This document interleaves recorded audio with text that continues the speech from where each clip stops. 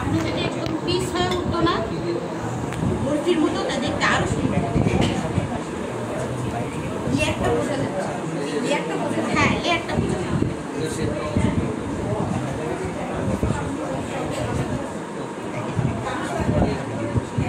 আর আমি কিন্তু এখানে জাফরানটা দেখছিলাম, দেখেন এটা কিন্তু আসেনি, এটা পায়ে জাফরান এটার উপরে ডেকোরেশন উপরে একটা করে, হ্যাঁ যেত, কিন্তু ওটা যেহেতু পায় নাই এটা স্কিপ হয়েছে। হ্যাঁ আপনারা একটু দিয়ে নেবেন, তাহলে কালারটা সুন্দর আসে।